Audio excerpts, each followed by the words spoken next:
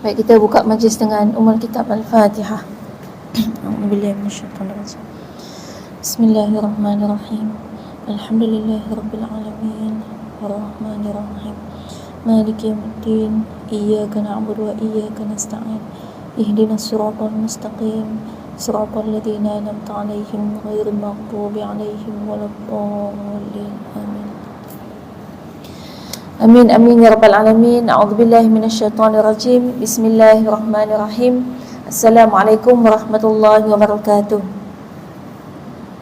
Alhamdulillah, alhamdulillahi rabbil alamin, wa bihi nasta'in, wa afdhalus salatu wa atamut taslim ala sayyidina wa habibina wa syafi'ina wa dhurrina wa maulana Muhammad. Qala rabbi shrah li sadri wa yassir li amri wahlul 'uqdatam min lisani yafqahu qawli amma ba'd. Alhamdulillah, segala puji bagi Allah. Kita bersama-sama hari ini Yaumul Jumaah, hari Jumaat yang penuh barakah. Mudah-mudahan kita mendapatkan saat dan detik doa kita dimakbulkan di sisi Allah SWT pada hari Jumaat ni. Dan kita mohon hari ni berapa hari lagi nak sampai Ramadan ni, kita mohon pada Allah SWT, Allahumma balighna Ramadan, Allahumma balighna Ramadan, Allahumma balighna Ramadan.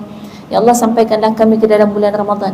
Jadi doa ni sekaligus sebenarnya kalau kita berdoa dengan doa tu, maknanya dalam fikiran dan hati kita ada perasaan dan ada pengetahuan bahawa Ramadan bukan bulan biasa, kan? Dalam bulan Ramadan ada sesuatu yang istimewa yang kita tunggu-tunggu. Jadi kalau ada umat Islam yang tak menunggu-nunggu bulan Ramadan, yang dipikir alah nak puasa lepas tu ni weekend kan. Baik, weekend ni mulalah yang kita penuhkan peti ais. Itu dah jadi adat kebiasaan kan. Masing-masing pergi shopping mall, penuh nanti shopping mall weekend terakhir sebelum Ramadan biasanya kan, untuk kita memenuhkan peti ais kita kan. Situ kita ada sikit persoalan lah. Kalau itulah yang kita lakukan, adakah itu persiapan Ramadan? Soalan yang kedua, Ramadan ni bulan puasa ke bulan makan? Kalau bulan puasa maknanya tak makan, tapi kenapa makanan yang kita sediakan? Yang kita fikirkan tentang makanan, bukan tentang apa persiapan kita untuk berpuasa sepenuhnya. Bila kata puasa sepenuhnya, maknanya puasa makan, puasa minum, puasa hawa nafsu kan, puasa daripada segala keinginan-keinginan kita untuk melakukan maksiat, dan puasa daripada segala benda yang membatalkan puasa kita. Jadi itu persiapan yang jauh lebih utama kan.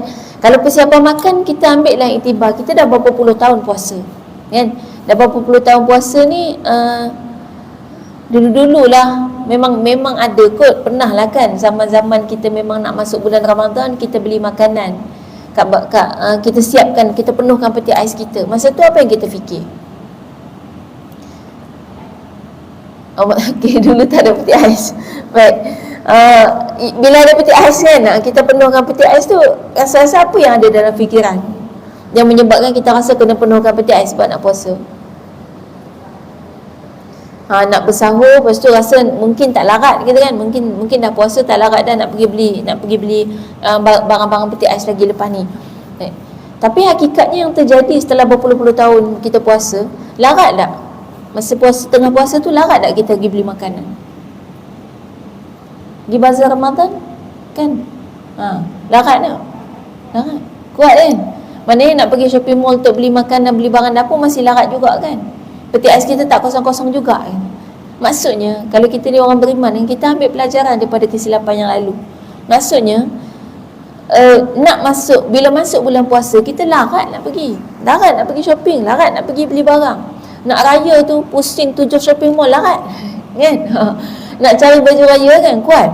Maksudnya tak perlu pun kita sebelum puasa kita penuhkan peti ais dengan gambaran kita nanti puasa tak larat dah nak pergi beli kan. Sebab hakikatnya kita larat, kita dah berpuluh-puluh tahun dah puasa, kita dah tahu memang kita larat selama ni kan. Maknanya yang perlu kita lakukan adalah lebih fokus.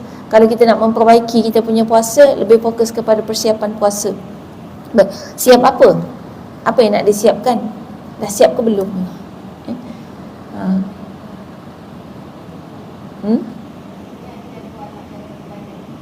Jadual ibadat. Jadi kita dah boleh senaraikan dah bulan Ramadan ni, masuk je 1 Ramadan, kita dah kena buat tentatif, kena buat agenda atau cara program Macam kita nak buat program besar kan.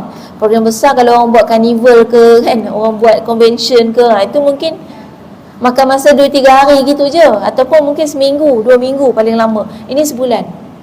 Jadi kita ada program sebulan kan. Program sebulan, orang kalau nak buat program, persiapan dia kadang tak tidur malam kan. Jadi ni program kita sebulan, kita paling kurang kita taklah disuruh untuk buat persiapan macam buat program tu, tapi paling kurang kita punya atur cara mesti ada. Okay, start. Kalau dah siap, okay, dah start dah. Bangun tidur pukul berapa? Dah buat dah? Pukul berapa nak bangun tidur pada Ramadan ni? 4.30. Okay, 4.30 pagi. Lepas tu buat apa bangun tidur? Mandi dulu mandi. Sebab sebenarnya dalam waktu tidur, kita ni orang kan setengah orang dia suka pergi tempat-tempat yang mistik-mistik kan, tempat-tempat kita kata ada hantu, ada jin gitu kan. Sebenarnya dalam diri kita ni ada tempat yang paling mistik. Setiap malam jin duduk. Tu hidung. Hidung kita. Sebab tu bila bangun tidur, dia masih duduk kat situ. Jin sama ada jin, setan lah. Jin di kalangan setan di kalangan jin. Dia duduk kat hidung kita untuk memberatkan kita bangun tidur. Sebab tu orang bangun tidur jarang bangun tidur dengan penuh semangat, bertenaga. Kecuali ada sesuatu. Kadang orang bangun tidur boleh bersemangat tu mungkin dia nak pergi berjalan, nak pergi makan angin, tu semangat lah tu. Tapi kalau biasa-biasa, hari-hari biasa, memang kita akan lemah bangun tidur. Sebab memang ada setan yang tak mau bagi kita bangun tidur kan? Apalagi nak bangun, dah plan nak bangun sebelum subuh, lagi dia tak suka. Kalau matahari dah tegak, okey lah, tu pun masih lembek juga kita kan, bangun tidur memang lembek gitu. Jadi dia duduk kat hidung tu, maka Nabi SAW perintahkan kita bangun je tidur, setan masih membelenggu kita. Ada 3 belenggu. 3 belenggu ni nak dileraikan dengan cara yang pertama sekali, bangun. Bila kita bangun je, dia gini kan ada banyak tu keadaan di mana kita terjaga tapi tidur balik. Itu memang ada setan yang tahan. Dia belenggu kita, tak bagi kita bangun. Jadi kaedah belenggu yang pertama adalah ikatan yang diikat kita supaya kita tak bangun daripada tidur. Jadi kita bangun, kita duduk, kita baca doa, itu dah lepas satu belenggu. Dan belenggu yang kedua, kalau nak dilepaskan, maka kena pergi bilik air, ambil wuduk. Tak mesti bilik air lah, ambil wuduk lah kat sinki ke, kat mana ke, kita ambil wuduk. Wuduk tu akan melepaskan belenggu yang kedua. Dan belenggu yang ketiga akan lepas bila kita solat. Ini tak banyak orang buat. Ada orang bangun, lepaslah satu belenggu kan, tapi pergi toilet, buang air kan, tak ambil wuduk pun, balik semula tidur. Jadi maknanya yang tu tak lepas belenggu dia. Jadi memang setan yang menahan kita supaya kita tak bangun. Jadi maknanya bangun tidur, kalau wuduk memadai untuk buat kita segar, okey. Tapi kadang-kadang tak. Kan kena mandi. Dan memang mandi ni sangat baik sebelum subuh. Kan? Mandi sebelum subuh, untuk kesihatan tubuh badan pun dia baik, untuk kesegaran kita pun baik, nak awet muda pun bagus. Dan cuma syaratnya mandi tu bukan mandi shower heater. Ini yang kadang-kadang kalau kita fikir, masa bila sebenarnya kita perlukan heater? Kita ni Malaysia ni cuacanya apa? Panas dan lembap sepanjang tahun kan. Panas, tiba-tiba ada heater. Dan heater tu jadi macam, dia kadang-kadang macam orang offer buat rumah, antara benda asas yang kalau dia nak bagi perabot percuma pun, dia akan bagi heater kan. Memang ada heater, aircon, benda gitu. Maknanya macam aircon, heater, benda satu keperluan asas. Padahal nenek moyang kita dulu hidup tanpa aircon. Okey. Mandi air perigi lagi sejuk menggigil kan. Okey kan? Maknanya boleh hidup pun tanpa aircon. Tiba-tiba hari ni kita tak boleh hidup tanpa aircon. Kenapa jadi macam tu? Ada sesuatu yang telah berubah. Kita ni tak berubah tu. Tapi ada sesuatu dalam hidup kita yang dah berubah, yang kita tahu aircon. Siapa yang pernah cakap aircon tu sihat? Pernah dengar orang kata sihat kalau pakai aircon ni bertambah sihat? Tak kan? Maknanya kita semua tahu memang penyakit kan. Aircon tak boleh banyak-banyak, tak boleh lama-lama, semua tahu dia penyakit. Jadi maknanya ada satu agenda untuk membuatkan kita sakit. Kita kena ingat musuh kita sebenarnya dulu masa datang ke tanah Melayu, dia nak bunuh kita. Tapi gagal. Bila gagal, adakah dia akan lepaskan kita macam tu saja? Dia tak nak kita hidup, dia nak kita mati. Jadi dia buat sesuatu dengan kaedah-kaedah yang kita katakan kita yang memilih sendiri gitu. Kita bunuh diri lah istilahnya kan. Sebab tu dalam Islam dah ada sebenarnya hukum hakam dia. Hukum hakam, kalau benda tu kita guna je, kita makan ke, kita pakai ke, kita terus mati, maka haram hukum dia. Tapi ada yang makruh. Yang makruh ni benda yang memang jangka panjang dia bahaya. Jadi kalau boleh diletakkan aircon ni, apa status dia? Makruh. Boleh jadi sunnah tak? Dia sebenarnya asalnya harus kan? Dia tak ada kata tak ada dosa, tak ada pahala. Baik, dia boleh berubah kan. Tapi umumnya kalau kita gunakan sepanjang masa, tak ada apa-apa indikator lah. Kita kata kita guna je sebab kita nak sejuk, itu makruh. Dia boleh jadi sunat apabila tapi ni jarang orang niat. Rasa-rasa apa? Masa bila aircon boleh jadi sunat?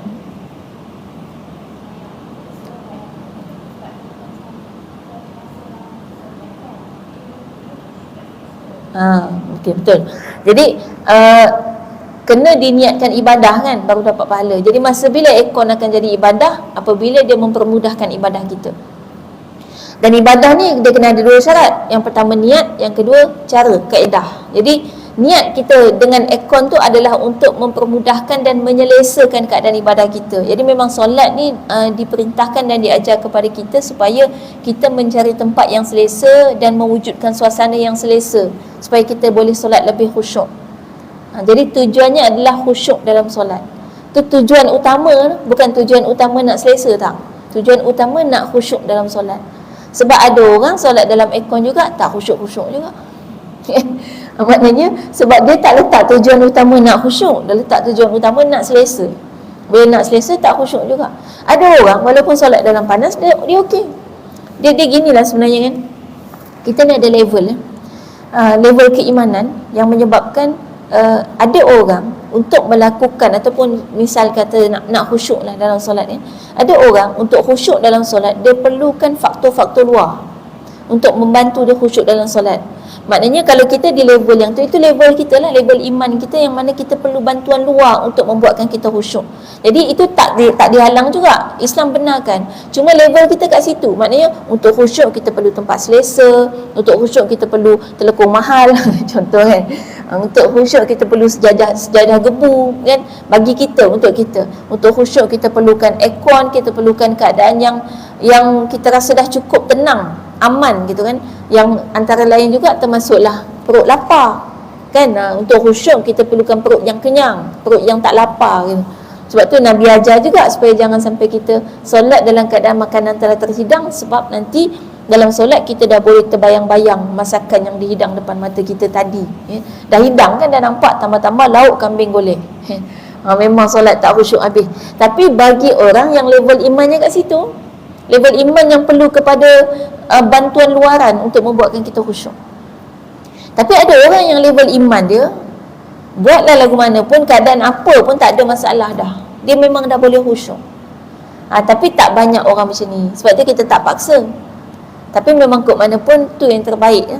Kalau boleh kita nak capai tahap tu, yang ada aircon ke tak ada aircon kita okey, sejadah ada sejadah ke tak ada sejadah pun kita okey kan, keadaan telekung macam mana pun kita okey, kita boleh khusyuk kan. Sebab fokus fikiran kita bukan pada faktor-faktor luaran, tapi pada siapa yang kita nak persembahkan ibadah kita tu.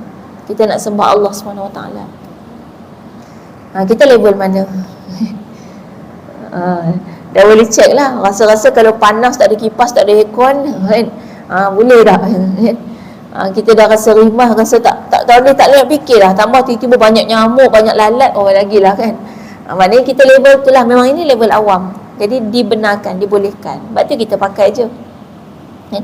Tapi dia tak boleh apabila melampau. Dia jadi makruh balik lah. Makruh maknanya antara lain tadi aircon tadi jadi makruh apabila kita memang guna hanya untuk selesa, dan kita tahu dia memudaratkan kita untuk jangka masa panjang, tapi kita nak juga selesa. Maknanya hawa nafsu tu kan, kita ikut hawa nafsu, maka di situ dia dah makruh. Sebab memang jelas dia memang bawa penyakit kan. Lepas tu kalau kita gunakan secara melampau, misalnya sampai bil melambung-lambung. Kita tahu kan bil api rumah ni dia melambung bila ada aircon. Aircon, heater tu semua akan menaikkan bil elektrik. Kalau tak ada aircon, tak ada heater, insya-Allah bil normal, bil sangat. Saya selama hidup ni Sambil duduk rumah sendirilah. Bil memang sentiasa bayar minimum. Sebab saya memang tak pakai aircon. Saya memang tak suka aircon. Kalau ada aircon pun saya tak buka.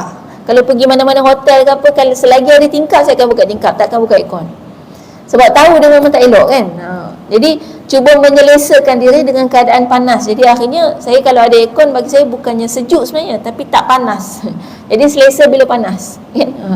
Tak selesa bila sejuk itu sebenarnya main setting yang dibina juga, dibentuk supaya kita tahu panas memang lebih baik daripada sejuk. Tengok kalau orang pergi spa, ada sauna kan. Sauna maknanya untuk menyihatkan badan, bagi keluar peluh semua. Tapi kalau masa dia nak urut-urut ke apa ke, cuci muka ke dekat bilik apa tu, aircon untuk menyelesakan, bukan untuk menyihatkan.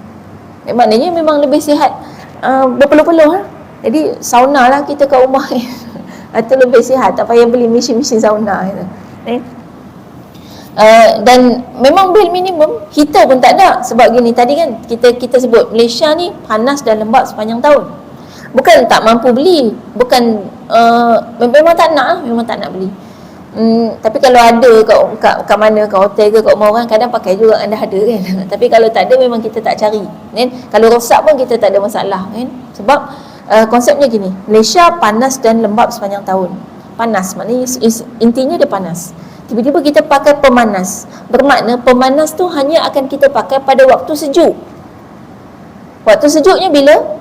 Di Malaysia ni sejuknya bila? Malam atau hujan. Hujan pun kadang tak sejuk mana pun. Sebab memang cuaca dia panas. Kalau kita nak banding dengan negara 4 musim lah, kita ni memang tak sejuk langsung. Sesejuk-sejuk kita tak ada apa dibandingkan negara 4 musim yang ada salji lagi lah kan. Kita memang panas istilahnya. Sesejuk-sejuk kita tu masih panas di negara lain kan? Baik, jadi maksudnya kalau kita nak pakai heater tu pada waktu sejuk, iaitu pada waktu malam. Malam tak elok mandi. Pagi, kita kata pagi-pagi tu lah yang bangun tidur tu kan. Pagi-pagi tu sunatnya mandi air sejuk. Memang sunnah tu, bukan sekadar dari segi kesihatan, memang sunnah. Sunnah untuk kita bangun tidur mandi air sejuk. Air sejuk tu bukan ais, tapi air sejuk, air paip tu lah. Dan sebenarnya bukan air paip, memang air telaga tu yang terbaik. Kadang saya terfikir kan, dulu kan di tanah Melayu ni semua rumah ada telaga. Macam mana boleh dikambus secepat daripada 1957? Secepat itu terkambus semua telaga yang ada di semua rumah seluruh Malaysia. Cepat tu. Kita kira cepat lah. Dan dia terhapus juga rumah kayu. Sampai tinggal hanya berapa ketul lah kita boleh bilang kan. Dengan begitu cepat dan pantas. Tak sampai apa kita kata, kalau daripada 1957 sampai sekarang ni mungkin 70 tahun, 80 tahun, tak sampai 80 tahun kan. Boleh hilang macam tu je. Dunia memang cepat berlalu dan zaman cepat berubah kan. Kolam masjid pun dah makin tak ada kan. Betul. Kolam masjid ni sebenarnya ada perubatan dia. Ada perubatan Islam. Mandi air kolam masjid. Kenapa air kolam masjid? Sebab masjid tu tempat di mana zikir sentiasa disebutkan. Azan ni kan membuatkan syaitan lari kan. Air wuduk yang jatuh semula kita kan, yang doa orang yang ambil wuduk tu juga dia sentiasa terapi tu. Semua dah tutup. Dan air pun kita hari ni kita puas cari air mineral, lepas tu orang jual pula. Padahal dulu semua orang ada air mineral sendiri. Air mineral kan air telaga tu kan. Hari ni dijual. Dulu maknanya kita kata kos hidup tu rendah lah, air mineral mahal kan, kena beli. Padahal percuma je dulu kita boleh dapat. Walaupun kita kata bahaya dan sebagainya, di situlah kita tengok macam mana suasana kita sebenarnya. Satu kelebihan kita orang Melayu ni, dia boleh kawal emosi sebenarnya. Kita tengok orang Melayu kalau sakit hati boleh tahan, tunggu balik rumah ngumpat kat belakang. Ngumpat tu memang salah lah, cuma boleh tahan tu hebat tu. Orang Arab dia tak boleh. Dia sakit hati masa tu dia terus marah.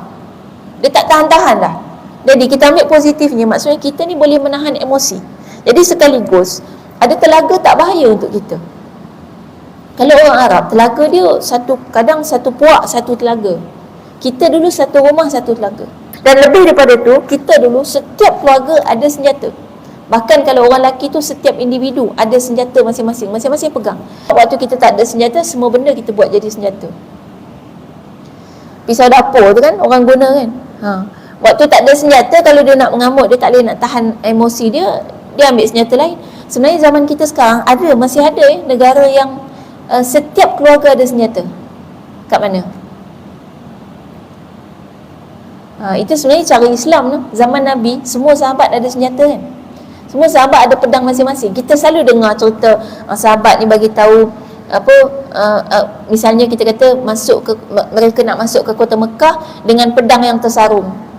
Pedang tersarung maknanya bukan nak pergi perang. Maksudnya pergi berjalan pun bawa pedang. Kan?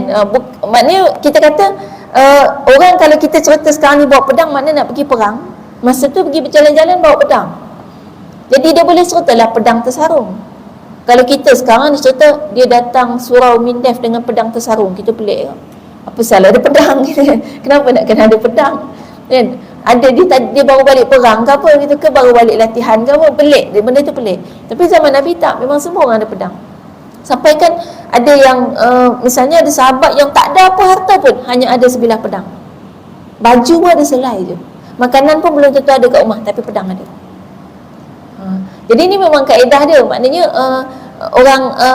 orang beriman ni, dia ada senjata yang kita pegang untuk mempertahankan diri, tetapi kita mampu mengawal emosi kita dan juga gejolak perasaan kita bila kita nak gunakan pedang ataupun senjata kita pada keadaan yang tidak sepatutnya. Dan itu kehebatan kita. Hebatnya di Yaman sama, setiap keluarga ada senjata. Dan dia tak sebut pedang lah, ada senjata, memang kerajaan bagi.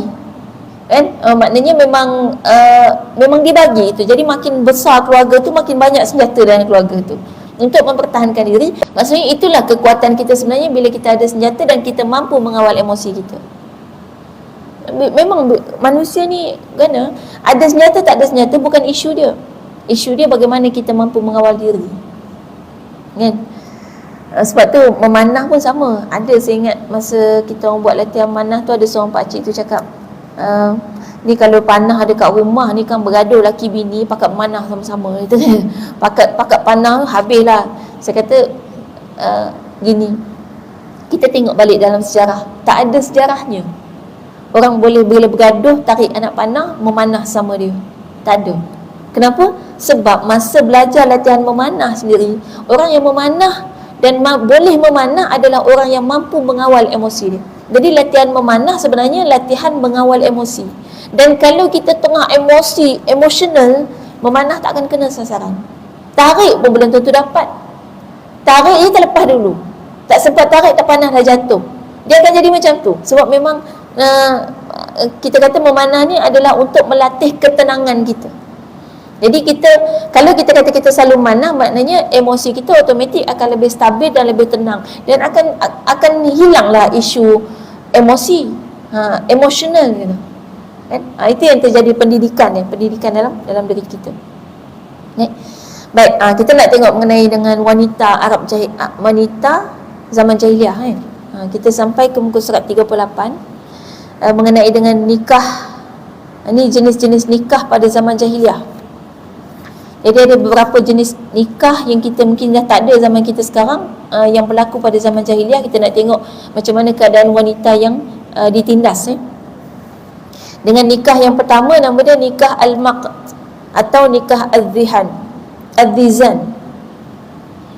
Baik, konsep pernikahan ni ialah seorang anak lelaki mengahwini ibunya setelah kematian ayahnya. Ni yang zaman jahiliah ni memang berlaku kan. Jadi mengahwini ibu dia setelah kematian ayahnya. Itulah seburuk-buruk perbuatan apabila seorang lelaki meninggal dunia dan anak lelaki akan mewarisi harta peninggalannya dan juga menikmati isteri-isteri ayahnya.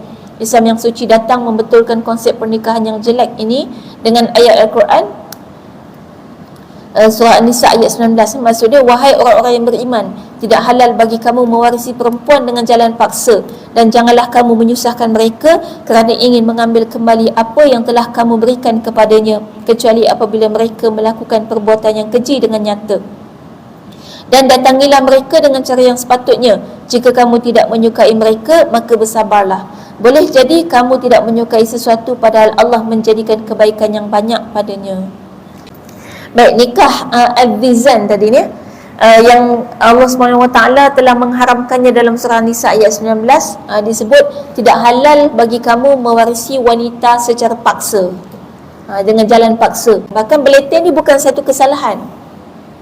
Ini berita gembira untuk para ibu-ibu, untuk wanita-wanita, bukan mesti ibu je, isteri pun kadang beletih kat suami. Berita gembiranya memang tak salah untuk beletih dalam Islam. Bahkan Allah ciptakan memang beletih ni kepakaran wanita. Dan ibu-ibu bolehlah buat status tu, kepakaran saya adalah beletih. Cuma yang menjadi isu ialah tajuk. Tajuk letiran kita tu apa, kemudian faktor kita beletih tu kenapa, dan isi letiran tu, yang itu yang akan dihisap di hadapan Allah. Jadi tajuknya apa? Tajuknya misalnya sebab kita nak mengamuk, nak marah-marah, yang itu tak boleh. Tapi kalau tajuknya adalah untuk melakukan penambahbaikan, untuk membuatkan keadaan sekitar kita menjadi lebih baik, maka itu diharuskan. Baik, baru harus no? Boleh, mana belum ada pahala lagi. Baik, pergi step yang kedua adalah faktor. Kenapa kita beletih? Adakah untuk melepaskan emosi semata-mata? Kalau lepaskan emosi, tak boleh, dia tak dapat pahala, dan dia boleh jadi makruh atau kadang-kadang jatuh haram, kan? Ataupun boleh jadi juga misalnya faktor kita beletih adalah faktor disebabkan kita nak anak kita menjadi lebih baik tu, maknanya dengan faktor kita merasakan keadaan ni perlu diperbaiki. Dan juga apalagi kalau kita dah belajar, misalnya kita dah masuk kuliah, ustaz bagi tahu gini, ustazah bagi tahu gini, maka kita nak menambah baik keadaan keluarga kita. Jadi faktor atas faktor itulah kita beletih, kan? Ataupun faktor kita melaksanakan tanggungjawab. Jadi untuk melaksanakan tanggungjawab kita dalam mendidik, kan, mendidik keluarga kita dalam mewujudkan suasana rumah tangga, baiti jannati, kan, rumahku syurgaku, maka kita beletih untuk tujuan memperbaiki, untuk tujuan melaksanakan tanggungjawab kita. Itu faktor. Baik, kalau faktornya betul, maka dia akan jadi ibadah. Tapi belum lagi ibadah sepenuhnya. Tengok dulu isi beletih tu. Kadang-kadang faktornya baik dah, bagus dah, tapi cara dia beletih tu menyakitkan hati satu rumah. Menyakitkan hati tu pasal apa? Dia boleh menyakitkan hati, asalkan bukan sebab kita sakit hati.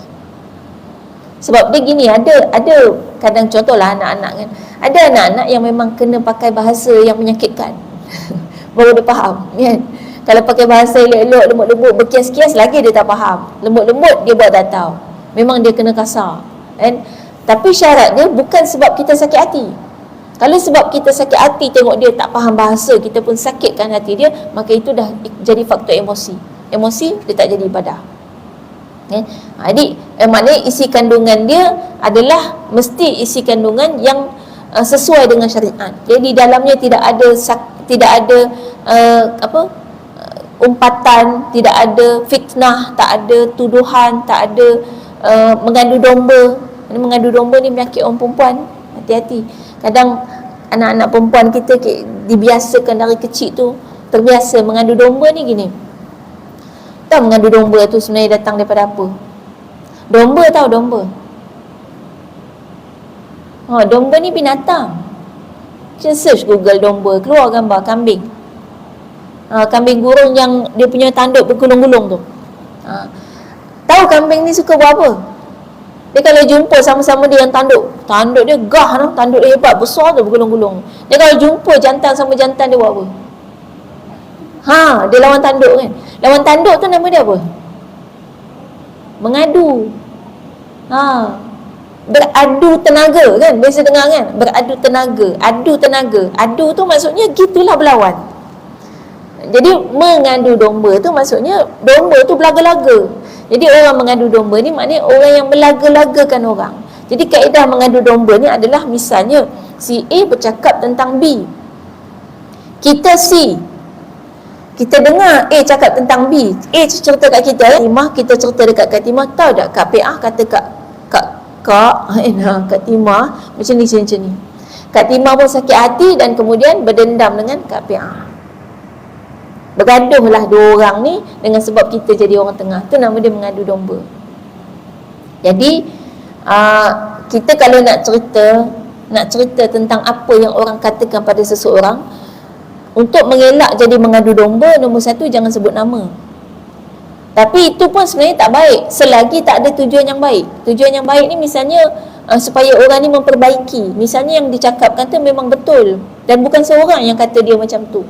Dan ramai, dan benda tu adalah berkaitan dengan akhlak, misalnya berkaitan dengan ibadah, berkaitan dengan akidah, berkaitan dengan agama yang memang dia kena baiki. Jadi kita boleh bagi tahu dia. Ada orang bagi tahu kita, ada orang cakap awak gini, ataupun saya dengar banyak orang cakap awak gini gitu. Jadi saya tolong sampaikan je, kuat awak boleh baiki. Jadi tujuannya adalah untuk memperbaiki.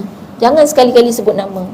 Kalau dia kata siapa cakap macam tu, kan kita kata adalah. Dia kadang-kadang bila adalah tu mula dia kan inquiry tinggi manusia ni. Dia kata adalah tak percaya. Tahu-tahu awak yang cakap dia. Nak tahu juga. Sebab tu kalau boleh jangan buka awal-awal lagi. Jangan kata ada orang kata. Kalau boleh elak perkataan tu.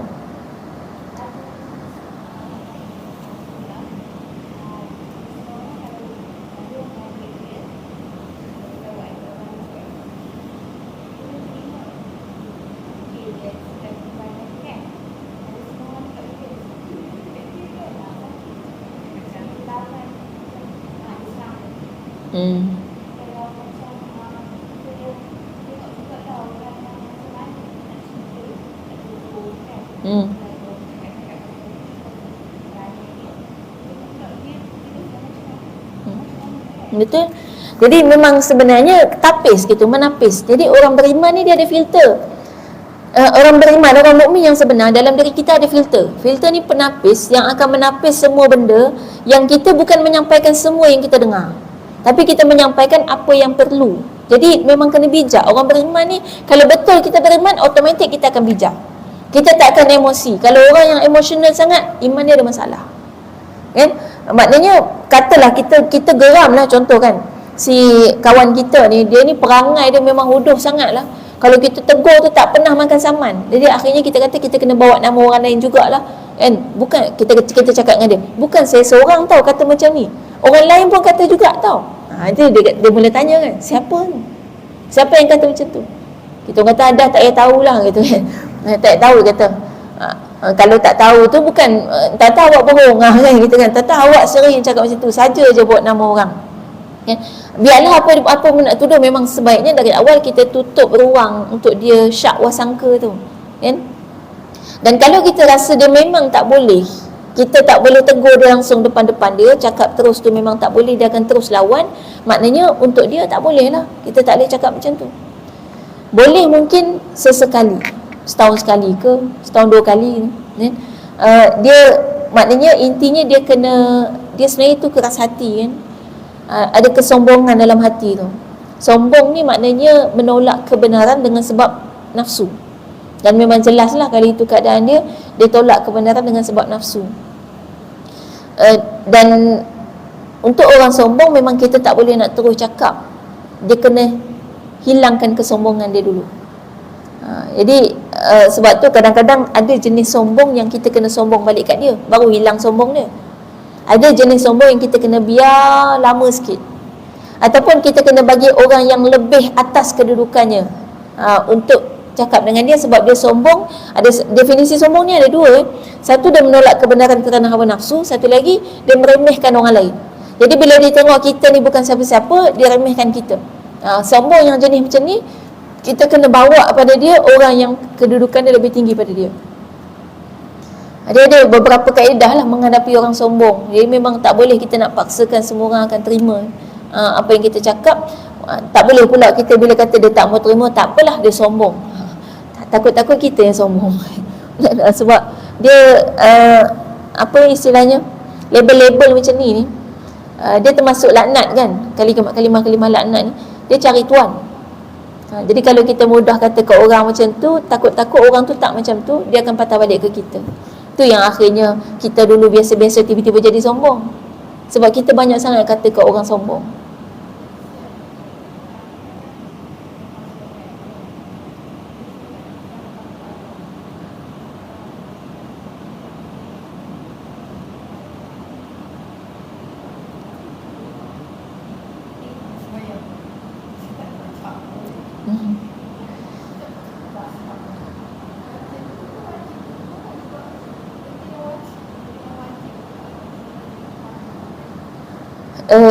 kalau kita kata wajib amar makruf nahi mungkar je, maksudnya benda tu kemungkarannya, maknanya dosa. Kalau tengok dosa, maka Nabi SAW bagi tahu suruh kita man ra'a minkum munkaran falyughayyirhu biyadihi fa illam yastati' fa bilisani fa illam yastati' fa biqalbihi wa dhalika dhaful iman. Yang Nabi kata kalau kamu melihat kemungkaran, maknanya dosa lah, tu satu dosa kan, kesilapan gitu, kesalahan yang berkait dengan agama kan, cara solat yang tak betul gitu, cara solat yang terlampau cepat kan, yang kita nampak kita dah boleh expect memang bacaan dia tak sempurna gitu kan. Maknanya kita memang kena betulkan, dan ada 3 kaedah membetulkan. Satu dengan kuasa, kalau kita ada kuasa kan, ada kuasa ni kita misalnya boleh buat undang-undang kan? Itu kalau ada kuasa kan. Yang keduanya dengan lisan, yang tu yang kita tegur. Baik, tapi ada keadaan di mana lisan tak dapat mengubah orang tu, maka kita perlukan jangka panjang. Kalau misalnya dekat pejabat macam ni, kita jumpa dia, kita selalu jumpa dia, maknanya dia punya kaedah dakwah jangka panjang. Tapi kalau kita sekali jumpa dia, boleh terus tegur, tak apa. Kalau dia nak tak puas hati, nak marah pun, kita jumpa dia sekali tu je. Misalnya kita berhenti kat masjid mana kan, kita solat kat masjid tu, boleh je terus tegur kan? Kalau kita rasa ada kesan. Tapi kalau kita rasa tak ada kesan apa-apa, maka kita ambil kaedah jangka panjang. Kaedah jangka panjang ni memberikan ilmu.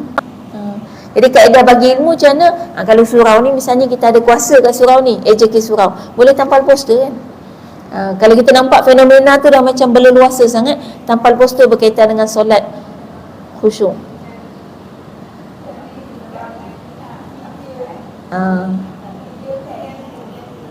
Ada grup. Okey, yang tu pun boleh.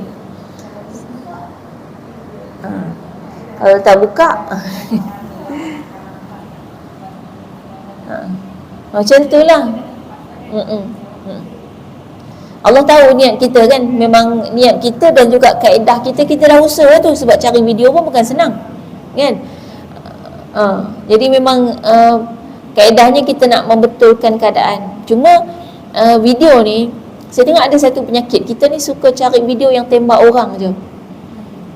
Tak mau tembak diri sendiri. Video kena kat kita, tak pernah kita forward kat siapa-siapa kan. Yang tu je kita kan perlu kawal dari segi cara-cara video ni. Ada isteri yang kalau bab tanggungjawab suami, tu dia buka kuat-kuat kat rumah. Time bab tanggungjawab isteri, tutup kan, ataupun pakai earphone kan, tak bagi suami dengar. Tu tak adil. Yang tu kadang-kadang tak masuk dalam hati suami. Kita nak tegur pakai video. Itu kaedah. Tapi bila kita berat sebelah macam tu, dia tak adil, tak boleh. Sebab sebaiknya kita buka je video tu penuh, full. Time dia sebut tanggungjawab isteri, tak apalah. Time dia sebut tanggungjawab suami, kena. Jadi dua-dua pihak tu kadang-kadang saling terkena. Suami pun dengar, maknanya dia dengar ceramah tu, dia kata, kita ni bukannya saja-saja nak tembak dia, tapi memang kita dah buka video, time tu kena dekat dia. Itu akan lebih masuk. Itu kaedah dakwah kan. Baik, kita balik semula tadi, kaedah nikah perkahwinan yang pertama kan, menikahi atau mengahwini ibu sendiri setelah suaminya meninggal. Jadi ayah meninggal, ibu tu dikahwini oleh anak laki dia secara paksa kan. Itu zaman jahiliah. Ini saya kena sebut ni kan, ada orang baru dengar, dia kata, boleh ke? Tak boleh lah. Ini cerita zaman jahiliah. Jadi wanita dia memang tak ada hak bersuara langsung. Dia macam barang, dia anggap macam barang. Jadi kalau nak belekeh tak didengar, memang kalau kita ni sensitif, kena menangis, kena sedih ke apa, semua orang buat tak layan. Kita ni macam barang. Kalau kata baby doll menangis, ada kita pujuk dia, tak ada orang layan. Dia baby doll kan, dia patung kan. Jadi macam tu lah wanita zaman tu, yang memang kalau lah Allah tak cerita tentang apa itu penciptaan wanita, macam mana penciptaan wanita, dan Nabi tak cerita macam mana cara layan wanita, memang manusia cenderung untuk buat wanita macam tu. Sebab wanita secara fizikal nampak meleceh, kita leceh, bahasa kita ni payah, susah, menyusahkan. Menyusahkan. Memang secara fizikal nampak menyusahkan gitu, sangat menyusahkan. Kita kata kalau tak difikirkan apakah sebab gini kita kata apakah kelebihan dan sebenarnya apa sumbangan wanita dalam hidup kat dunia ni, kalau dia tak fikirkan, sebab benda tu perlu kepada ilmu juga dan perlu kepada perasaan untuk memahami tu, maka dia akan anggap perempuan ni tak ada sumbangan apa-apa, menyusahkan je kan. Misal katalah kalau mengandung untuk melahirkan seorang manusia sahaja, itu perangai macam-macam 9 bulan. Jadi yang dia nampak menyusahkan betul 9 bulan. Time keluar anak tu dia tak tahu sakitnya macam mana, macam nak mati tu dia tak tahu. Tahu-tahu anak ada dah gitu. Dan dia tak rasa pun itu sumbangan isteri. Dia kata dia tu benih dia juga. Dia tak tahu apa yang ditanggung oleh isteri tu. Ada orang putih buat eksperimen, orang lelaki kan, dia nak cuba rasa macam mana rasanya mengandung. Tapi saya tengok baru ni ada orang Melayu buat. Tak tahulah dia tiru orang putih punya eksperimen ke macam mana. Isteri dia tengah mengandung, dia pun pasang juga kat perut dia. Kan, dia nak rasa macam mana susahnya isteri dia bawa perut tu kan. Jadi dia buat video lah. Memang dia kata tengok nak duduk pun kaki kena kangkang sikit kan. Nak tengok kursi takut jatuh. Nak turun tangga pun macam tu sebab perut depan kan. Kena tengok bawah tu hati-hati nak langkah tangga tu kan. Dia kata memang berat tu, rasa macam lembek badan-badan ni nak pergi shopping. Dia letak beras kat perut tu. Letak beras 5 kilo gitu. Lepas tu diikat kan. Test lah kalau. Lepas tu last kali habis sampai ke hujung video, hari ni bagi tahulah memang rupanya baru sehari je angkat 5 kilo ni bukan senang kan. Bukan senang. Ini adakah nak kena macam tu untuk menghargai kan, menghargai wanita tu. Sedangkan dalam Islam Nabi dah bagi garis panduan dah cara untuk menghargai wanita, dan macam mana juga wanita nak menghargai lelaki. Sama juga kadang-kadang wanita susah nak menghargai lelaki bila kita tak tengok apa lelaki buat kat luar. Kan suami misalnya kan, suami keluar bekerja, isteri kat rumah. Kalau yang suri rumah kan, dia duduk kat rumah, dia tak nampak suami dia tu melalui apa di luar gitu, kejadian apa, suasana, situasi apa. Yang dia tahu keadaan di rumah aman damai, dia cuma mengemas, dia buat kerja rumah lah. Tapi tak ada yang istilahnya tiba-tiba datang ancaman, tiba-tiba kan di luar sana, macam kita sekarang bekerja kan, kita tahu kan bila bekerja ni ada banyak ancaman-ancaman gitu kan, ada banyak bahaya-bahaya, ada banyak struggle fikiran kita nak kena fikir, ada banyak benda gitu. Jadi kadang-kadang ada wanita bila dia tak bekerja, dia tak tahu apa yang suami dia lalui, menyebabkan bila suami dia balik, dia tambah beban suami kan, dengan komplain macam-macam, minta macam-macam gitu kan. Itulah yang Islam dah bagi garis panduan macam mana menjadi isteri yang solehah kan. Dengan sebenarnya gini kan, dalam Islam ni dia tak bagi tahu detail satu-satu, kamu kena buat macam ni sebab suami kamu gini, suami kamu dah penat, suami kamu ni. Dia tak bagi tahu, dia terus bagi tahu, kamu kena gini, layan suami cara dia macam ni. Kenapa? Sebab tak semua perempuan boleh faham pun. Kita kalau tak merasa, susah nak faham. Dan kalau kita tak kerja, mungkin kita tak faham apa ada di tempat kerja kan? Kita tak tahu apa kesusahan dan cabaran-cabarannya. Yang tahunya macam sama macam suami tak tahu apa yang isteri punya kesusahan ketika buat kerja rumah. Yang dia tahu masa dia pergi, isteri dia elok je, balik rumah tengok isteri dia pun elok je duduk main handphone. Dia tak tahu apa yang dah berlaku kat rumah tu kan, tunggang langgang macam tongkang pecah je kan, dengan segala benda yang kelang kabut kat rumah tu dia tak tahu. Dan banyak orang macam tu. Sama macam suami tak tahu apa isteri dia buat kerja kat rumah, dia ingatkan isteri dia duduk relax, tak buat apa-apa, saya saja main handphone dari pagi sampai petang. Macam tu juga isteri tak tahu struggle apa yang suami dia lakukan kat luar, dia ingatkan suami dia keluar pergi jalan-jalan makan angin, lepas tu balik petang kan. Jadi Islam bagi terus garis panduan macam mana cara untuk menjadi isteri yang solehah dan juga menjadi suami yang soleh. Macam mana lelaki nak layan isteri, macam mana isteri nak layan suaminya kan? Baik. Kemudian ada jenis nikah yang kedua ni, muka surat 39, nikah al-musyarakah. Nikah al-musyarakah berarti seorang wanita mengahwini sekumpulan lelaki pada satu waktu. Ni nikah zaman jahiliah. Kebiasaannya jumlah lelaki tidak kurang dari 10 orang. Nikah ini dikenali juga sebagai nikah al-rahd yang bermaksud kaum. Wanita itu akan melakukan persetubuhan dengan 10 orang lelaki yang dinikahinya, dan apabila wanita itu mengandung, perempuan tersebut akan memilih seorang lelaki dari 10 untuk dijadikan ayah anak itu. Manakala si lelaki yang dipilih dan juga lelaki-lelaki lain tidak boleh sama sekali membantah keputusan itu. Jadi macam kucing kan, bapak dia ada 10 kan, minimum 10, dia boleh lebih daripada itu. Jadi ini berlaku zaman jahiliah. Sebenarnya zaman kita ada orang buat tu. Saya pernah tengok ada satu dokumentari. Tapi dia kahwin 3. Satu rumah. Suami dia semua duduk satu rumah. Jadi dia poligami untuk lelaki, untuk perempuan sebab apa? Poliandri. Poliandri. Jadi suami dia ada 3. semua suami tu duduk satu rumah dan suami tu semua kerja. Jadi menafkahi seorang isteri. Kan? Dan isteri dia ni bebas buat apa saja, buat macam itulah kita kata. Maknanya benda tu memang pernah berlaku zaman jahiliah. Jadi berkahwin dengan 10 lelaki dan kemudian bila ada anak tu perempuan tu yang akan pilih siapa ayah pada anak tu. Kacau bilau lah, memang nasab kacau bilau. Baik, kemudian yang ketiga, jenis nikah yang ketiga pada zaman jahiliah adalah nikah al-istibda'. Perkahwinan jenis al-istibda' pula berbentuk si suami mewakilkan lelaki ajnabi yang lain untuk berjimat dengan isterinya. Lelaki ajnabi itu mestilah yang terkenal dengan keberaniannya, kekuatannya, kemuliaannya, agar anak yang bakal lahir mewarisi sifat-sifat tersebut. Apabila selesai melakukan hubungan seks dengan lelaki ajnabi, si isteri akan pulang kepada si suami semula dan meneruskan kehidupan seperti biasa. Jadi ini berlaku juga zaman kita sekarang. Di Eropah sana ada bahkan saya ingat ada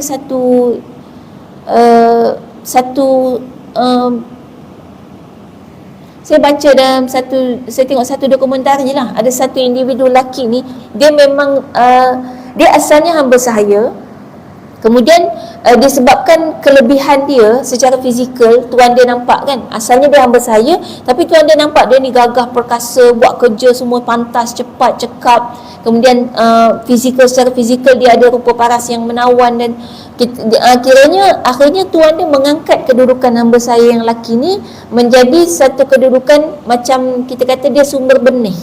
Jadi dia akan, kerja dia lepas daripada tu, dia buat kerja dia adalah menghamili sebanyak mungkin hamba saya supaya dapat, kayaknya dia benih. Sebab dan dia anggap dia tu benih yang hebat lah. Dia orang nak dapatkan genetik dia tu. Ni kepentingan faktor genetik tu. Sebab tu sebenarnya manusia kalau tak ada garis panduan agama, dia boleh buat macam tu sebab dia nak genetik. Tapi kita tahu dalam Islam, kenapa Islam begitu mementingkan faktor keturunan?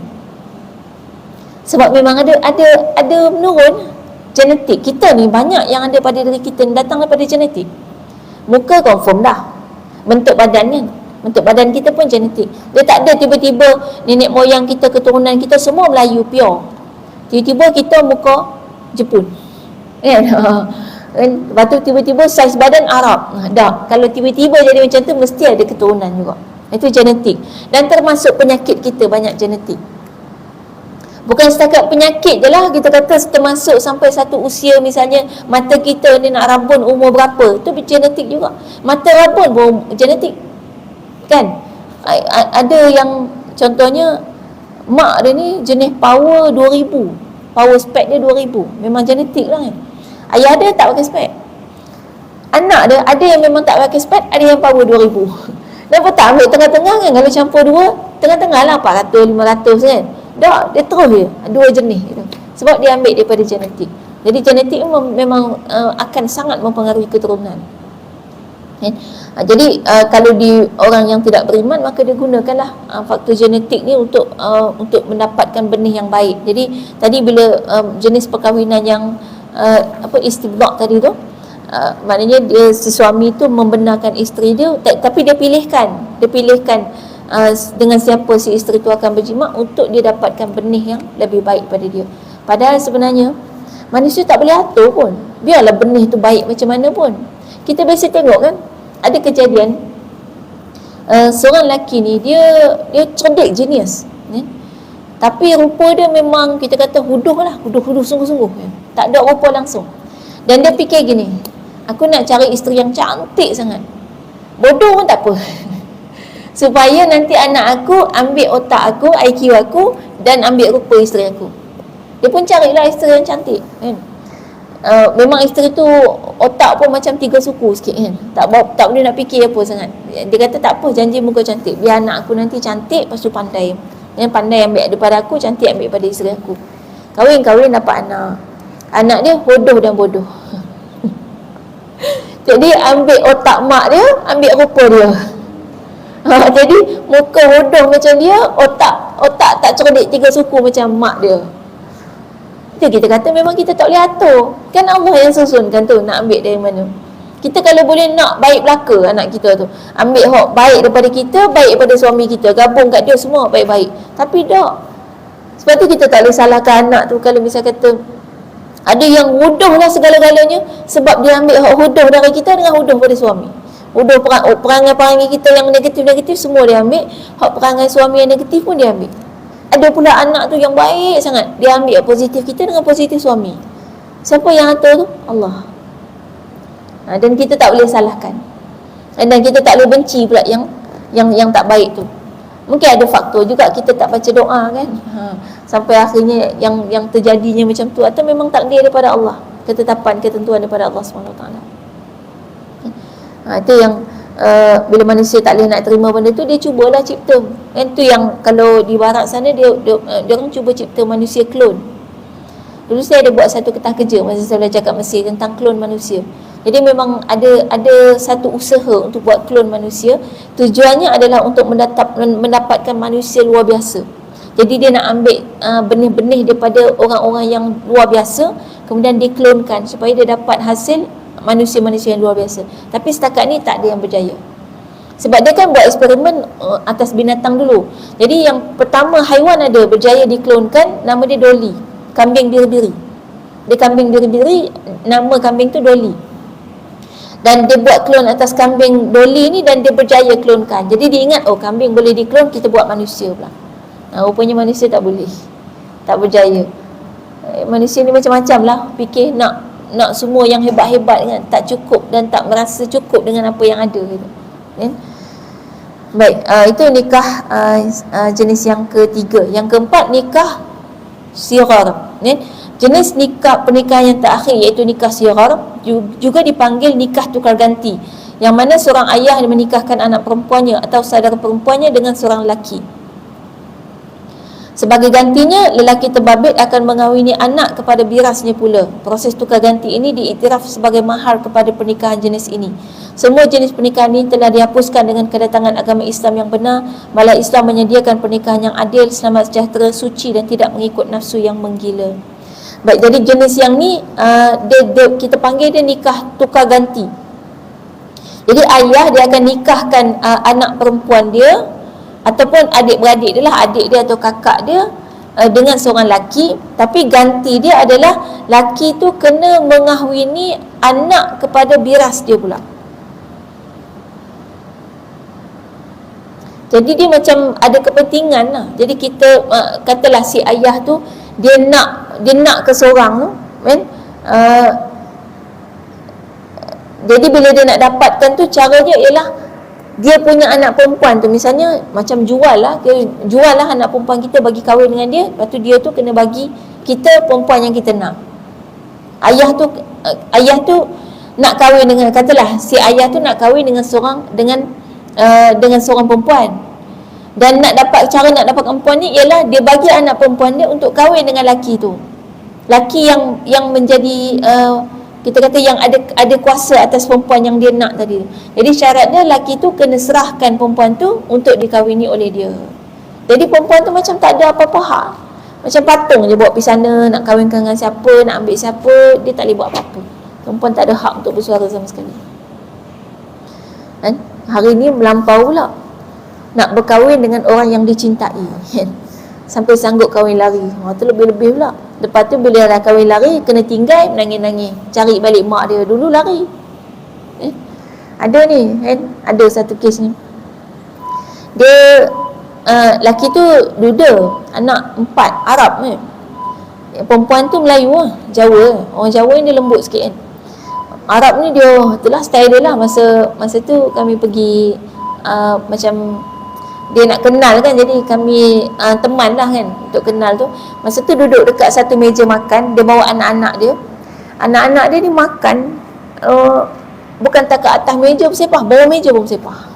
Jadi nasi dia makan seorang sepinggan tu, sepinggan budos Arab tu, yang kita kalau makan kongsi 2-3 orang. Itu seorang budak kan makan, tapi tumpah habis atas meja, bawah meja semua bersepah. Saya boleh tengok keadaan tu, dan kita mengenali perempuan tu pula, orang Jawa ni cermat. Kita lembut, cermat gitu kan, dengan anak-anak yang kasar macam tu. Kalau dia kahwin tu, dia memang kena menghadapi. Jadi kita bagi tahulah, ni awak kena fikir rasional ni, boleh tak gitu. Boleh tak agak-agaknya dengan anak-anak macam tu kan, dengan keadaan anak-anak macam tu, mampu tak gitu kan. Tapi masa tu dia dah macam dah angau kan, dah nak sangat kahwin kan. Tak tahulah lelaki tu buat apa kan. Sampai dia nak sangat kahwin, dia dah tak fikir apa-apa dah. Akhirnya mak ayah perempuan tu memang tak setuju bila tengok. Masa tu mak ayah perempuan tu pun datang, dah tengok keadaan calon suami tu macam tu, dia tak setuju kan. Tapi perempuan tu nak juga, akhirnya kahwin lari kat Thailand. Kita dah nasihat dah, macam mana pun kena bincang. Kalau kata nak juga, ambil masa sikit, lama sikit tak apa, bincang sampailah mak ayah boleh terima.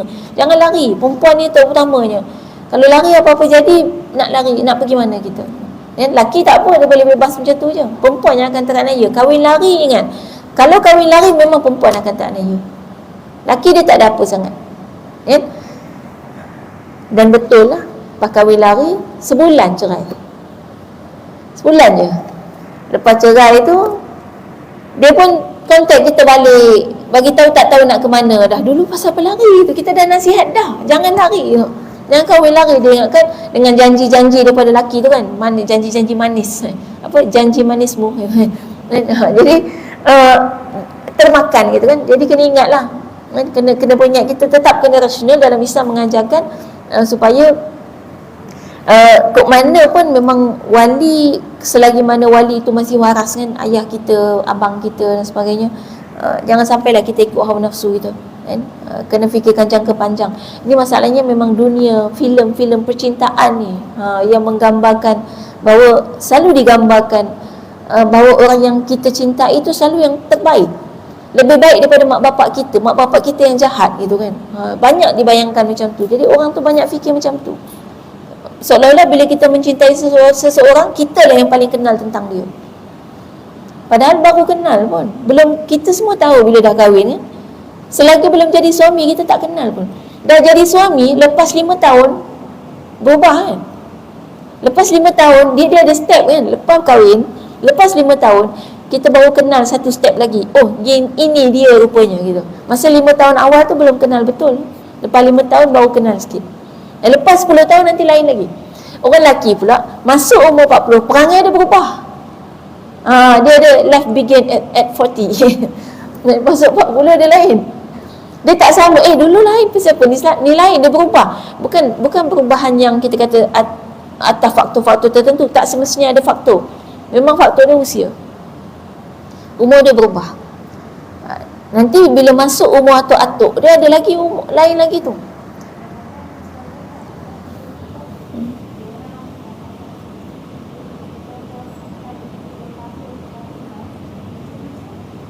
Cerai. Ada nenek-nenek atuk-atuk cerai, ada. Saya ada kes sebenarnya, ada satu ibu pengajian tu lah, memang dah nenek-nenek baru cerai. Tapi faktor dia, yang ni kita logik lah, sebab si suami dengan masa dia kahwin, dia sama-sama tak solat, sama-sama tak tutup aurat, jadi bahagia je rumah tangga dia. Tapi lepas dah pencen, dah tua ni, isteri dia masuk pengajian. Bila masuk pengajian, isteri dia mulalah concern pasal solat, pergi kelas, baca Quran. Bila tengok suami tak solat, dia mula tegur kan. Mula bangunkan subuh. Suami dia mula rasa tak selesa. Mula rasa semenjak dia pergi mengaji ni, jadi selalu gaduh, perang tiap-tiap hari. Akhirnya cerai. Maknanya kalaulah dah kahwin pun, lepas berapa tahun, berapa puluh tahun pun boleh berubah, boleh kita baru kenal gitu kan. Apalagi belum kahwin. Tak ada istilahnya orang bercinta, baru bercinta lepas tu kata kita yang paling kenal orang yang kita cintai dah. Hakikat realiti dalam hidup tak macam tu. Jadi apa sebenarnya yang diinginkan dalam dunia filem dan drama percintaan tu? Ada satu benda yang dia nak buat pada kita tu, agenda untuk merosakkan sistem kekeluargaan dalam hidup kita. Dan keluarga kalau rosak, dia akan rosak masyarakat, akan rosak bangsa, akan rosak dunia. Sebab semua bermula dengan keluarga. Sebab tu Islam sangat menitik beratkan keluarga, bermula daripada bagaimana kita membentuk diri kita untuk mendapatkan suami yang soleh. Kemudian pemilihan jodoh, semua dah ada garis panduan dalam Islam. Cara pilih jodoh, dia bukan cinta je dah. Cinta semua orang tahu, benda tu boleh datang dan boleh hilang bila-bila masa. Boleh bercinta 5 tahun, kahwin 5 bulan, hilang cinta, tiba-tiba tak sehaluan. Padahal bercinta dah 5 tahun kan? Jadi maknanya ada yang langsung tak bercinta, langsung tak kenal, tak pernah jumpa. Kan lepas kahwin baru bercinta tu banyaklah zaman-zaman zaman-zaman nenek moyang kita ni mungkin masih sempat lagi kan zaman tu kan. Dan itu sebenarnya cara Islam. Berkahwin bukan mesti kenal segala-galanya, tak. Kalau berkenalan boleh. Tapi kalau zaman Nabi kita tahu kan, ni kita kena ingat bukan zaman moden atau zaman nenek moyang kita yang kita kata. Kalau zaman sekarang, kalau ada lagi orang yang dijodohkan, kita kata itu cerita zaman dulu. Zaman sekarang cari jodoh sendiri. Siap, ada mak bapak yang fikir macam tu. Bila kata nak carikan jodoh untuk anak, ada orang kata carilah jodoh untuk anak awak ni, tak kahwin-kahwin. Dia kata anak-anak zaman sekarang cari sendiri. Tak, ni bukan cerita zaman sekarang, cerita ajaran Islam. Ajaran Islam memang jodoh anak perempuan itu tanggungjawab ayah. Tanggungjawab ayah untuk mencarikan jodoh anak perempuan. Jangan biar anak perempuan cari jodoh sendiri. Kalau sampai kita suruh dia cari jodoh sendiri, kita bimbang, hilang sifat malu daripada dia.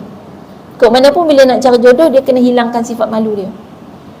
Malu dia sudut memandang, kan dia nak kena pandang pula nak cari, kan? Malu dia sudut nak berkomunikasi, sepatutnya kita malu nak komunikasi dengan lelaki ajnabi tanpa keperluan. Itu dia kena hilangkan sifat malu tu. Dan itu merosakkan identiti muslimah sejati dia. Sebab tu zaman sekarang masih ada, kalau orang yang betul-betul mutadayin, betul-betul beragama, cara dia memilih jodoh, dia pakai tok guru, orang tengah. Orang tengah tolong carikan. Masih ada kalau yang berpegang teguh dengan Islam. Jadi kaedah cari sendiri ni memang bukan cara yang betul-betul Islam ajarkan, kecuali laki. Laki memang kena cari, sama ada dia cari sendiri ataupun dia minta tolong carikan, tapi dia kena cek juga untuk dia setuju ataupun tidak, sebab dia yang akan memimpin kan bahtera rumah tangga tu. Dan perempuan pun ada hak juga untuk memilih. Cuma perempuan ada list lah, okey yang ni okey pilih gitu kan, istikharah gitu. Kalau lelaki dia memang timbul kan, timbul tu jalanlah rata-rata cari telaga mana dia nak gitu. Dan itu kaedah dia. Tapi tetap saja mencari bukan makna bercinta gitu. Bercinta ni kena tengok ada definisi dia apa. Kalau bercinta yang maksud dia ialah dating, coupling, calling, whatsapping apa lagi, dan chatting semua tu, itu memang tak ada dalam Islam. Tapi kalau bercinta tu maksudnya cinta pada perasaan, itu ada kan. Tapi kena dikawal kan. Okay, banyak ni respon pasal jodoh kat TikTok ni. Baik. Ada yang tak puas hati bila kita sebut salah satu pihak ni kan. Ada kata tak semua lelaki jahat lah. Memang kita tak kata semua lelaki jahat ke semua perempuan jahat dah. Semua lelaki dan wanita ada jahat dan baik gitu. Sebab tu dalam syurga ada lelaki dan perempuan, dalam neraka pun ada lelaki dan perempuan. Cuma ketika kita nak cerita, kalau setiap kali cerita kita nak cerita dua-dua pihak, susah. Tak habis tajuk kita. Dan jadi memang kalau yang follow video-video saya boleh tengok, insya-Allah saya sentiasa berusaha untuk berlaku adil, bahawa kedua-dua pihak lelaki dan wanita tu dengan penuh kesedaran bahawasanya di syurga ada lelaki dan wanita, di neraka juga ada lelaki dan wanita. Jadi di dunia ini ada lelaki soleh, ada wanita solehah, di dunia ini juga ada lelaki toleh dan wanita tolehah. Sentiasa ada.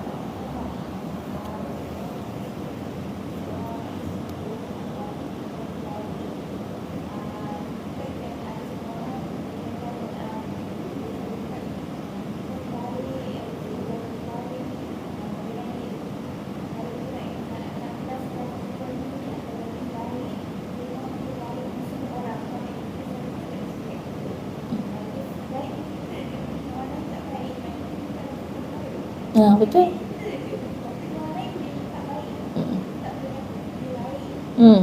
Tapi itu yang cerita dalam dunia, dalam filem-filem drama percintaan, asalkan dia baik dengan kita, dia bagi perhatian kat kita, maknanya dia baik. Tak, itu bukan. Dia baik dengan semua orang baru dia betul-betul baik. Sebab dia yang penting akhlak dia. Dia kalau dia baik dengan kita, dia tak baik dengan orang lain, dia boleh, orang lelaki ni boleh menukar diri dia sebelum dia dapat apa yang dia nak. Lepas dia dapat apa yang dia nak, dia jadi diri dia balik. Sebab tu masa belum kahwin, dia boleh ni berhujan depan pagar sebab nak mujuk makwa dia. Ada tak suami buat macam tu kat bini dia? Tak ada. Maksudnya dia boleh 10 kali, 20 kali, 30 kali nak kena hujan lebat demi pujuk makwa, boleh, selama dia belum dapat perempuan tu. Lepas dia kahwin, suami tak buat macam tu dah kat isteri dia. Dia kata dulu belum dapat. Dah dapat dah, buat apa bujuk-bujuk macam tu, nak merajuk-merajuk, hang bini aku dah. Saya pernah tengok ada satu wawancara lah, dia bincang, tanya pada orang lelaki ni, kenapa sebenarnya banyak lelaki berubah lepas kahwin. Sebelum kahwin dia boleh jadi baik, boleh bagi bunga tiap-tiap minggu, boleh buat semualah, bagi perhatian semua. Lepas kahwin kenapa tak? Jadi orang lelaki jawab gini, sebenarnya orang lelaki ni cara fikir dia tak sama dengan kita lah. Cara fikir dia adalah dia fikir tentang tujuan, objektif. Jadi dia selalu tengok tujuan, dan dia sanggup lakukan apa saja untuk mencapai tujuan dia. Jadi kalau belum kahwin, dia punya target, tujuan dia adalah dapatkan perempuan tu, maka dia akan lakukan apa saja. Lepas kahwin dia dah dapat. Bila dah dapat, buat apa lagi dia nak fikirkan? Dia akan fikir tujuan yang lain lagi, objektif yang lain. Tu kadang bini nombor 2 kan. Ataupun kalau tak pun mungkin kerja dia kan, dia fikirkan tentang objektif, dia sentiasa ada target gitu. Itu cara fikir orang lelaki. Yang suami boleh duduk dengar isteri dia cerita, tu jarang. Kecuali suami tu tahu memang dia kena buat macam tu dengan ilmu. Tapi kalau dengan saja-saja fitrah perasaan dia akan rasa apalah semua nak cerita, penat dengar gitu kan. Tapi kalau dia tahu memang wanita tu memang perlu macam tu, perlu tempat bercerita je kan? Dia akan mendengar, maknanya dengan ilmu. Kalau dengan emosi, dengan nafsu tak. Tapi sebelum kahwin boleh buat dengan nafsu kan, sebab belum dapat perempuan tu kan? Baik, itu satu jenis nikah. Satu lagi yang kelima, nikah al-ba'ulah. Ni nikah zaman jahiliah. Baik, bagaimanapun telah wujud pada zaman jahiliah pernikahan yang syar'i seperti pernikahan yang kita lakukan pada hari ini, yang mana menuntut kepada pertunangan, mahar, penghebohan kepada masyarakat, memerlukan saksi, adanya akad ijab dan kabul. Pernikahan seperti ini dipanggil nikah al-ba'ulah. Yang maknanya ni ada maknanya kan kita tahu zaman Arab jahiliah kok mana pun Nabi kan kahwin sebelum bangkit sebagai Rasul. Maknanya zaman tu lah zaman Arab jahiliah. Tapi perkahwinan Nabi yang pakai yang ni, kaedah yang ikut macam kita dalam Islam. Adanya pertunangan kan, adanya mahar. Nabi bagi berapa puluh ekor unta tu kan, yang kalau dinilaikan nilai dia jutawan lah kan, ratusan ribu mahar yang Nabi bagi pada Sayyidatina Khadijah. Ini yang kita perlu fahami bila orang kata wanita yang terbaik adalah yang maharnya paling rendah. Jadi pakat berlumba-lumba nak bagi mahar rendah. Silap faham tu.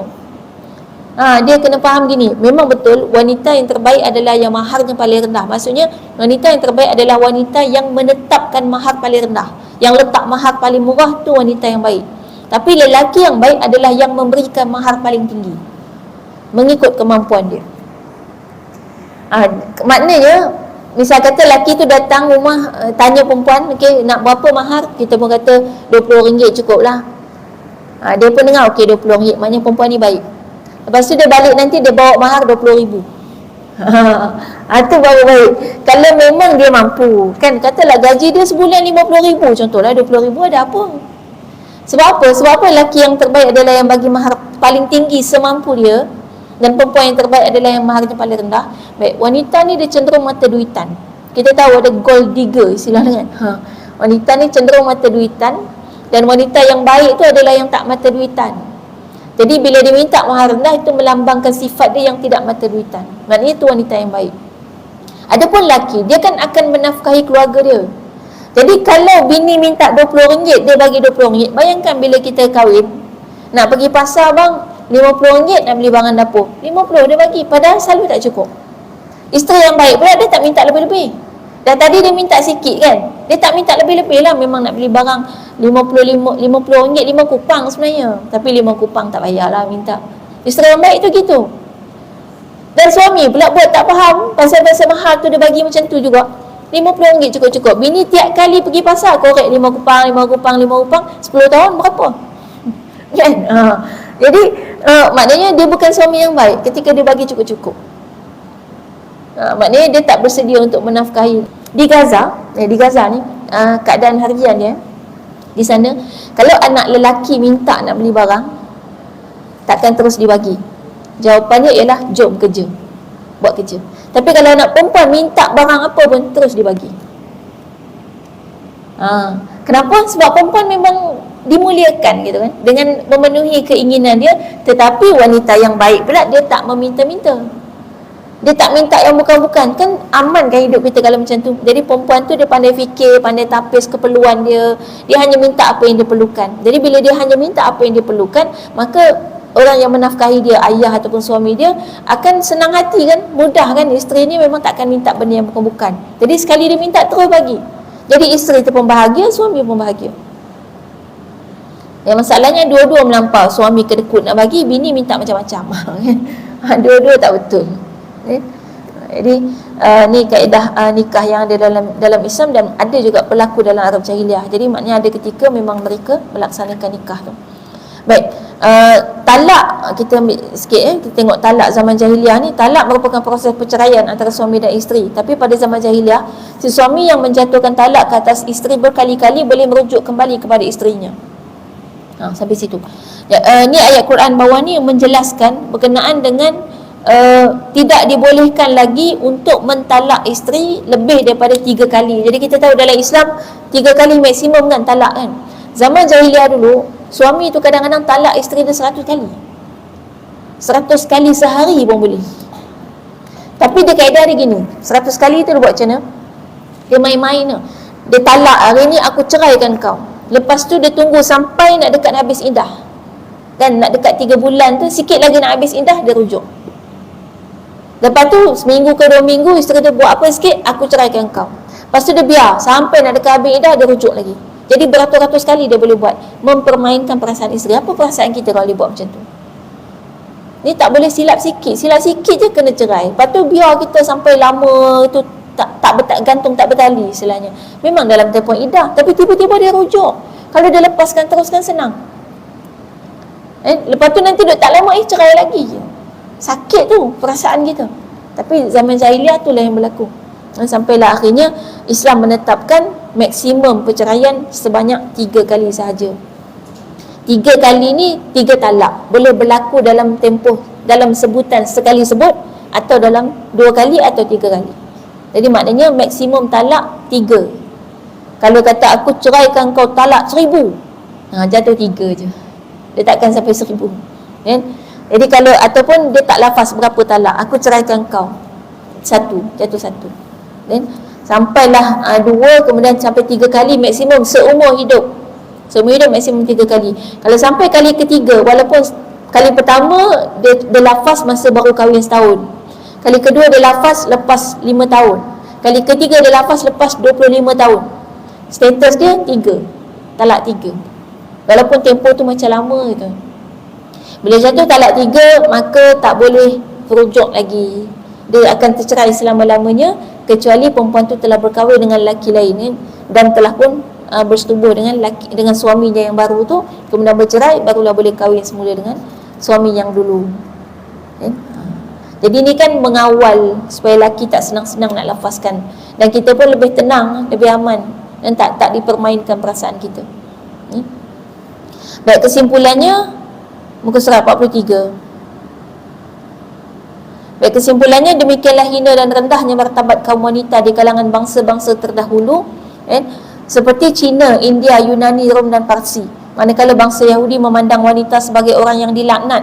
Orang Nasrani pula percaya kehidupan manusia sentiasa terdedah kepada bahaya dan kemusnahan disebabkan wanita. Kedatangan Islam telah membawa wanita keluar dari sebuah kehidupan yang penuh kezaliman dan kehinaan kepada sebuah kehidupan yang penuh kemuliaan dan kehormatan. Martabat mereka diangkat sekaligus diberikan hak-hak yang sama dengan lelaki. Mereka juga diberi peluang untuk meningkatkan martabat diri dengan menuntut ilmu, mewarisi harta. Ni hak yang kita dapat sekarang ni. Kita boleh menuntut ilmu, maknanya dulu kita tak boleh belajar pun. Yang kedua, kita boleh mewarisi harta. Dulu kita yang diwarisi, kita yang jadi harta tu. Kemudian dalam Islam kita dibolehkan bekerja. Sebab tu bila kita dibolehkan, maka jaga limit dia. Ada limit dia, ada banyak syarat kan bila kita keluar bekerja. Sebab sebelum tu wanita tak boleh bekerja, bahkan dipekerjakan. Bukan perempuan tak buat kerja tak. Perempuan buat kerja tapi tak dapat gaji. Macam jadi hamba sahaya. Sebab tu hari ni sebenarnya fenomena tu berulang. Saya selalu sebut ni, suami yang menyuruh isteri tu buat kerja rumah macam bibi, kemudian tak pernah bagi nafkah pada isteri dia, cuma cukup bagi makan, cukup masuk peti ais je, duit peti ais je. Isteri tak kerja, duduk rumah.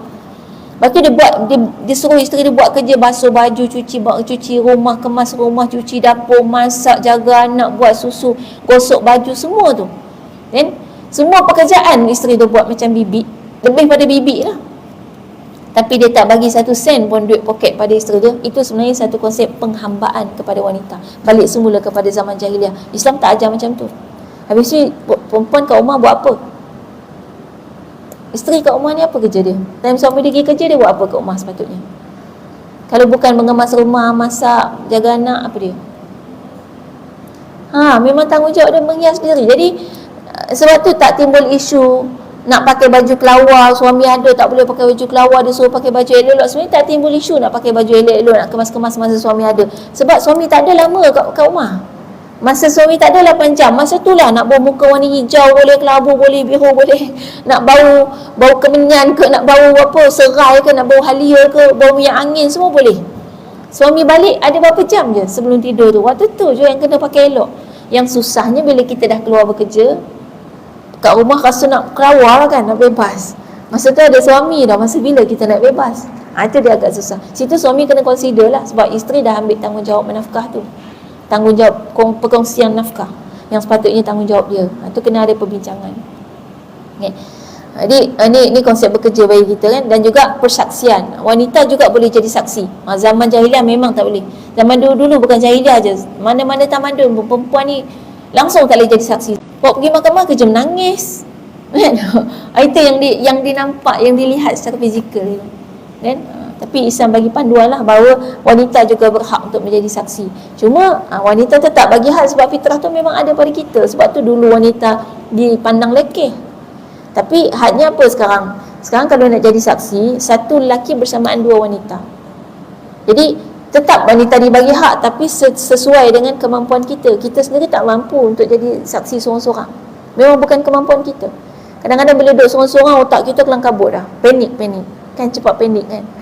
Bila hakim tanya-tanya, dia nak nangis tak sempat jawab. Jadi kita perlu pada sokongan yang lain. Baik, kemudian sama juga menentukan jodoh. Jadi dulu wanita semuanya dipaksa ni kalau buat jodoh-jodoh ni kan. Tengok bila dah bebas, bila Islam bagi kebebasan, melampau pula dah sampai bercinta kan. Itulah manusia. Padahal dulu ni langsung tak boleh, pilih pun tak boleh. Semua dipaksa. Baik. Okey, itu kesimpulan dia yang kita boleh fahami. Yang daripada bab yang pertama ni dapat kita simpulkan secara keseluruhan bagaimana kita bersyukurlah menjadi seorang wanita muslimah dengan segala hak-hak yang telah diberikan dalam Islam. Tapi jangan melampau pula dalam kita dah menerima hak yang sangat tinggi dalam Islam. Islam menyamakan kedudukan wanita dengan lelaki pada sudut-sudut mendapatkan hak. Dan sama dengan arti kata adil. Adil yang bukan sama pada semua benda, sebab kalau sama semua benda kita akan kembali tertindas. Dan kalau sama semua benda memang tertindas lah. Contohnya pakaian jadi sama kan, susah kita kan? Jadi kita diadili dengan sebaik-baiknya, diberikan hak kita sebagai manusia juga, manusia yang diciptakan oleh Allah SWT atas muka bumi ini. Maka dengan tu kalau kita betul nak tinggikan kedudukan kita, maka ikuti ajaran Islam. Dia kaedah dia gitu. Sebab sebelum ni kita dipandang rendah, kita direndahkan, status kita macam bukan manusia, kita ni macam barang. Kemudian Islam datang dengan ajaran-ajaran yang Islam bawa, itulah kedudukan kita diangkat. Bermakna hari ni kalau kita nak kedudukan kita terus ada di tempat yang betul, di tempat yang tinggi, maka kena buat semua yang Islam ajar. Kalau kita lawan apa yang Islam ajar, kita sebenarnya automatik sedang merendahkan dan menjatuhkan kedudukan kita tanpa sedar. Contoh bab aurat, Islam ajar tutup aurat, itulah kaedah mengangkat darjat kita. Tiba-tiba kita buka aurat sebab kita rasa ikut suka kita lah nak pakai apa. Sebenarnya waktu tu kita sedang menjatuhkan kedudukan kita. Wanita zaman jahiliah yang buka-buka ni yang hamba sahaya. Jadi kenapa dia buka-buka aurat? Sebab dia tak cukup kain. Memang tuan dia tak belikan dia kain yang cukup. Buat apa belikan kain banyak-banyak, mahal. Dan satu lagi, wanita-wanita ni memang orang lelaki lah yang nak tengok dia buka-buka.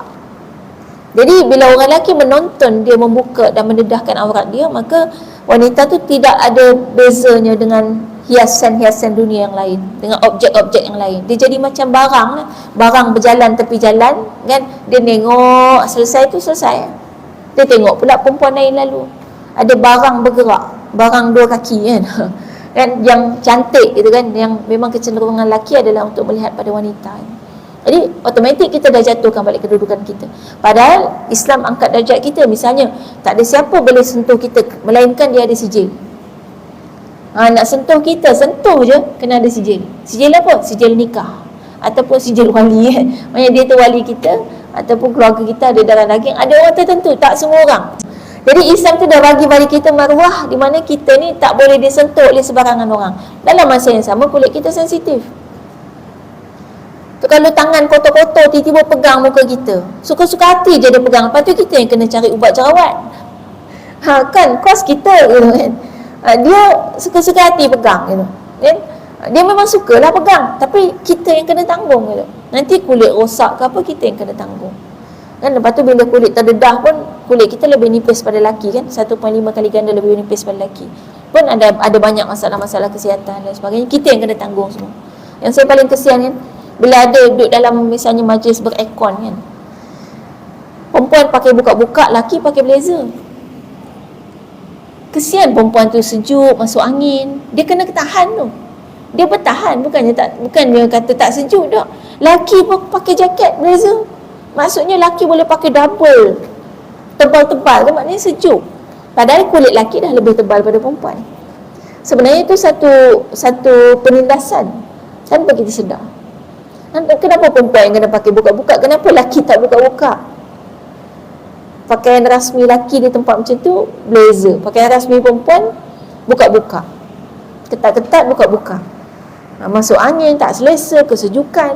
Lepas tu bukan lelaki tu nak buka blazer dia bagi kat perempuan tu pun kan, yang diangan-angankan oleh perempuan kan. Kadang saya tengok macam katalah pergi Canberra Highland ke apa kan, yang perempuan pakai seluar pendek, lelaki seluar panjang elok je dengan jaket, perempuan seluar pendek ataupun skirt kan. Sejuk tu. Dia nak tunggu lelaki tu lepas jaket bagi kat dia ke? Tak, lelaki tu sejuk juga. Dia menahan kesejukan. Kan penindasan tu tanpa kita sedar. Lepas tu kesihatan kita jangka panjangnya sakit lah, tulang reput, nanti saraf masuk angin kan. Kita juga yang mengadap kan? Akhirnya perempuan sakit-sakit. Itulah kita kata penindasan tanpa kita sedar. Dan kena ingat dan faham betul bahawa Islam yang mengangkat darjat kita, bermakna semakin kita mengamalkan ajaran Islam, semakin tinggi kedudukan kita ya. Baik, insyaAllah sekadar tu. Nanti lama betul kita bincang bab 1 ni kan. Biar hadam betul ni keadaan wanita zaman-zaman Cina kuno, zaman Yunani, zaman macam-macam kan, Arab Jahiliah tadi kan? Baik, selamat menyambut Ramadan juga kan. Mudah-mudahan Ramadan kita ni menjadi Ramadan yang lebih baik daripada yang lepas ya. Wallahu a'lam. Aku lupa lihat wa astaghfirullah wa lakum. Wassalamualaikum warahmatullahi wabarakatuh. Kita tutup dengan tasbih kafarah dan suratul nas. Subhanakallahumma wa bihamdika asyhadu an la ilaha illa anta astaghfiruka wa atubu ilaik. A'udzu billahi minasyaitonir rajim. Wal 'asri innal insana lafi khusr illa alladhina amanu wa 'amilus solihati wa tawassaw bil haqqi wa tawassaw bis sabr.